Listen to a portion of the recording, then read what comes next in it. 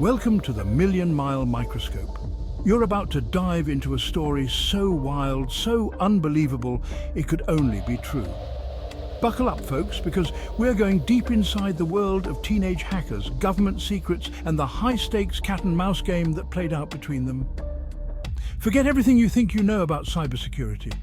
This isn't some Hollywood thriller, this is real life, and it's about to get very, very interesting. Meet Cracker and Default. No, they're not characters from your kid's favorite video game. These are the pseudonyms of two teenagers, just 15 years old, from the UK. They were part of a loose-knit online collective known as Crackers with Attitude. Now, before you roll your eyes at the name, understand this. These kids were anything but a joke. They possessed an uncanny ability to exploit vulnerabilities in systems most adults couldn't even comprehend. They weren't motivated by money or fame, at least not initially. Their hacking was, in their words, a form of protest against what they saw as government overreach and intrusion. Their most infamous act was breaching the personal email account of a high-ranking US intelligence official. This audacious move sent shockwaves through the intelligence community and made headlines worldwide. They used encrypted messaging apps to coordinate their activities, staying one step ahead of law enforcement. By day, they were ordinary students, attending classes and doing homework. But by night, they transformed into digital vigilantes, challenging the status quo. The tension was palpable as they executed their plans, knowing the risks involved. Each successful hack was a victory, a statement against what they perceived as injustice. Their parents had no idea about their double lives, thinking they were just typical teenagers. Eventually, their luck ran out, and they were apprehended by authorities. They faced serious charges, and their trial became a media spectacle. Their story serves as a cautionary tale about the fine line between activism and criminality. It also highlights the incredible skills and potential of young minds, often underestimated by society. After serving their sentences, they emerged with a new perspective, hoping to use their talents for good. Today, they advocate for ethical hacking and cybersecurity, sharing their experiences to educate others. Their journey is a reminder that with great power comes great responsibility.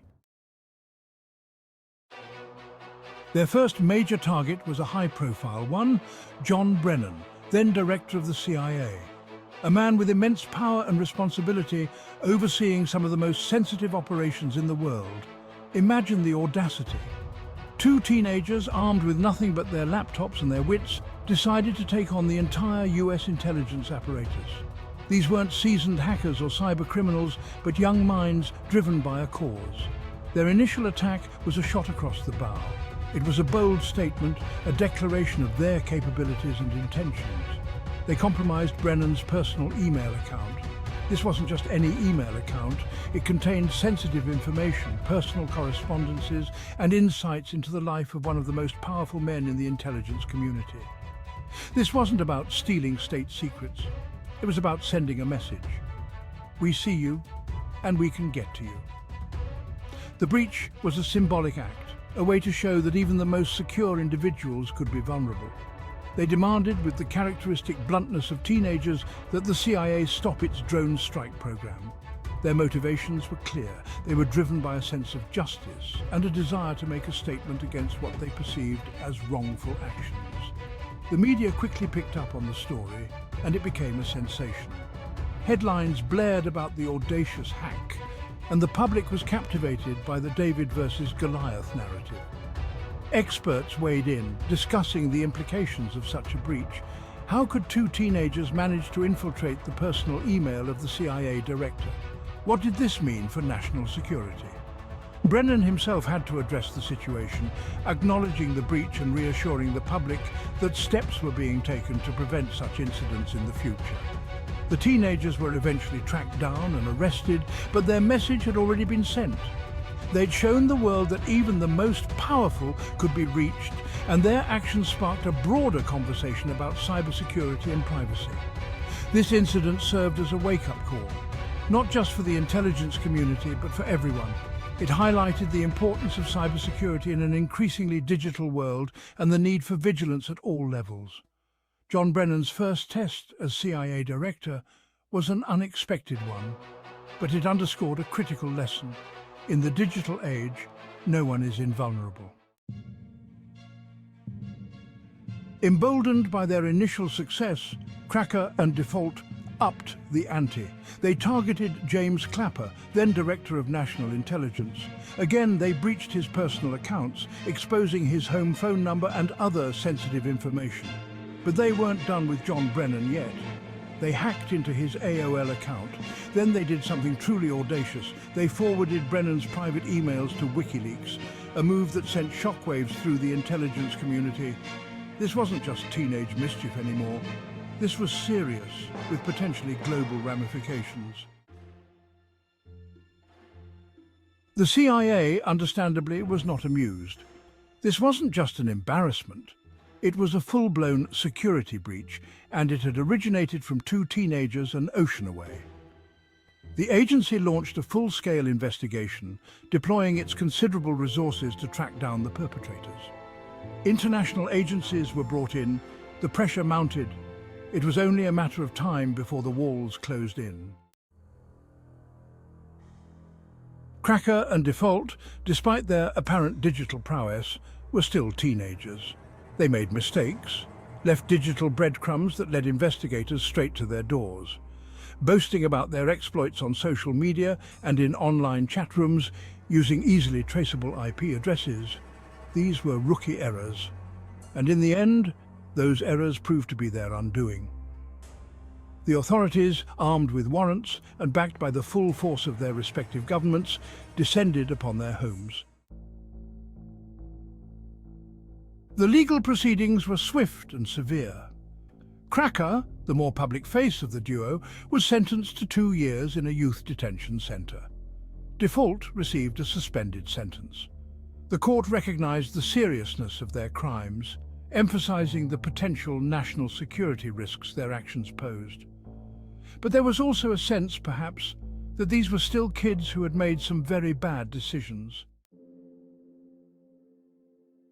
Their story didn't end there. After serving their sentences, both Cracker and Default found themselves in high demand. Their skills, once used for mischief and mayhem, were now recognized for what they were, valuable assets in an increasingly digital world. They were offered consulting jobs, helping companies shore up their defenses against the very same tactics they had once employed. It was a strange twist of fate, but one that highlighted the complexities of the digital age. The story of Cracker and Default is a cautionary tale, a reminder that the digital world is a double-edged sword. In this vast and intricate web of connections, opportunities and threats, the actions of a few can ripple out to affect many. It's a realm where the boundaries of morality are constantly tested, and where the consequences of one's actions can be both immediate and far-reaching. It's a world where teenagers can topple giants, where the seemingly invincible can be brought to their knees by the ingenuity and audacity of youth. These young minds, armed with nothing more than their laptops and a deep understanding of the digital landscape, can challenge the status quo and disrupt the balance of power. In this world, the lines between right and wrong are blurred, often leaving individuals in a moral grey area. The ethical dilemmas faced by these young hackers are complex and multifaceted. They must navigate a landscape where their actions can be seen as both heroic and villainous, depending on one's perspective, and where the consequences of our actions can be both profound and unpredictable. The digital footprint left behind by these hackers can lead to severe repercussions, not just for themselves, but for society at large. Arrests, legal battles, and the constant threat of being tracked and traced are just some of the potential outcomes. And it's a story that's far from over. The cat and mouse game between hackers and those who hunt them is an ongoing saga, filled with twists and turns. Each side is constantly evolving, developing new strategies and technologies to outsmart the other. The game of cat and mouse between hackers and those who hunt them continues. It's a high-stakes chase where the hunters and the hunted are always one step away from a breakthrough or a downfall.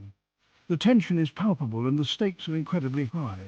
Stay tuned, because the next chapter promises to be just as gripping. The unfolding drama in the digital world is filled with suspense, intrigue, and unexpected twists. Each new development brings with it a fresh wave of excitement and anticipation. But for now, we leave you with this question. Are you ready to peer deeper into the million-mile microscope? This metaphorical lens allows us to examine the intricate details of the digital world, uncovering secrets and stories that are often hidden from plain sight. Subscribe now and join us as we explore the hidden corners of the digital world. Together, we'll delve into the complexities and nuances of cybersecurity, hacking, and the ever-evolving digital landscape.